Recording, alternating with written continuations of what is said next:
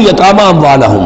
اور وہ جو دبے ہوئے طبقات ہیں ان میں سے یتیم ایک اہم طبقہ تھا، ان کے کوئی حقوق نہیں تھے، مال ان کے ہڑپ کر لیے جاتے تھے، کمزور تھے۔ وآتوا الیتاما اموالہم ولا تتبدلوا الخبیث بالطیب، ان کا مال جو ہے اس میں سے اچھا اچھا مال لے لیا، برا ان کو اپنا برا مال ان میں شامل کر دیا۔ انہیں کیا پتہ چلا؟ اگر اول تو یہ کہ ہڑپ ہی کر گئے، نہیں تو بہت متقی ہوئے تو چلیے تعداد پوری کر دی، لیکن یہ کہ ان کا جو اچھا مال تھا اپنے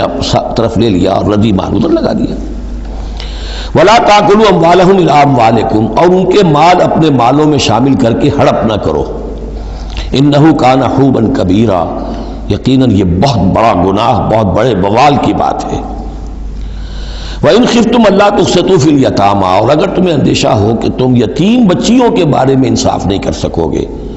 یعنی یتیم ایک تو لڑکا ہوا، چلیے اس کی ایک زندگی ہے، ایک خاص حد کو پہنچنے کے بعد وہ ایک انڈیپینڈنٹ لائف اختیار کر لے گا۔ یتیم لڑکی کا معاملہ یہ ہوتا تھا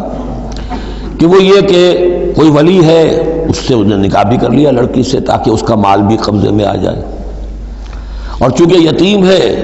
اس کے پیچھے اس کے حقوق کی نگہداشت کرنے والا کوئی ہے ہی نہیں۔ اگر ماں باپ ہوں تو ظاہر بات ہے کہ پھر وہ بچی کے حقوق کے بارے میں بھی تو کچھ بات کر سکیں،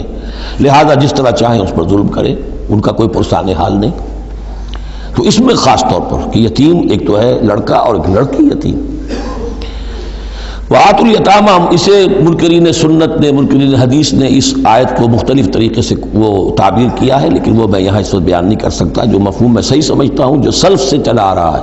جو حضرت عائشہ صدیقہ رضی اللہ تعالی عنہا سے مروی ہے، تو میں وہی بات بیان کر رہا ہوں۔ یہاں جو ہے دوسری آیت میں، یہ تیسری آیت میں، وہ یتامہ سے مراد ہے یتیم بچیاں، یتیم خواتین۔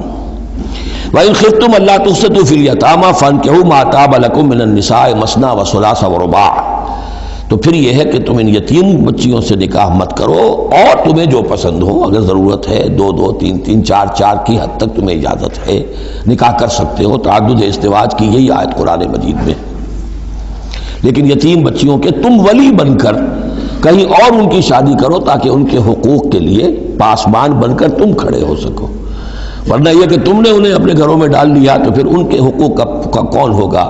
جو باز پرس کر سکے تم سے۔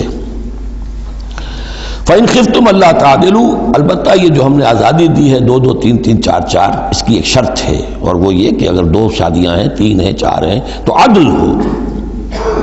وَإِنْ خِفْتُمْ أَلَّا تَعْدِلُوا، اگر تم ان میں برابری نہ کر سکو، یہ اندیشہ ہو، فَوَاحِدَةً، تو پھر ایک ہی شادی کرو، ایک ہی بیوی، اس سے زائد نہیں۔ او ما ملکت ایمانکم، دوسرا کھاتا یہ ہے، یا جو تمہاری ملک یمین ہو، جو لونڈیاں ہوں، جو جنگوں میں غزوات میں جو بھی آتی تھی، وہ ایک علیحدہ معاملہ ہے، ان کی تعداد کے اوپر کوئی تعین نہیں ہے، لیکن پھر شادی ایک ہوگی۔ اگرچہ اس میں آگے چل کر بات آ جائے گی کہ اس انصاف میں قلبی رجحان اور میلان شامل نہیں ہے، جو چیز گنتی کی ہو سکتی ہے، ٹائم کتنا گزار رہے ہو، کس بیوی کے پاس کتنا، سب اس میں مساوات ہونی چاہیے۔ نان نفقہ کیا دے رہے ہو، کپڑے کیسے دے رہے ہو، ان تمام چیزوں میں جو کاؤنٹ ہو سکتی ہیں، جو مادی چیزیں ہیں، جو دیکھی بھالی جا سکتی ہیں، اس میں انصاف اور عدل لازم ہے۔ البتہ دلی رجحان اور میلان جس پر کہ انسان کو قابو نہیں ہوتا، اس میں گرفت نہیں ہے۔ ذالک ادنیٰ اللہ تعولوا، یہ اس سے قریب تر ہے کہ تم ایک ہی طرف کو نہ جھک پڑو، کہ ایک ہی بس بیوی کی طرف سارا میلان ہے، رجحان ہے۔ اور جیسا کہ آگے آئے گا کہ دوسری جو ہے یا دوسری جو ہیں وہ معلق ہو کر رہ گئی ہیں کہ نہ وہ شوہروں والی ہیں اور نہ وہ آزاد ہیں کہ کہیں اور نکاح کر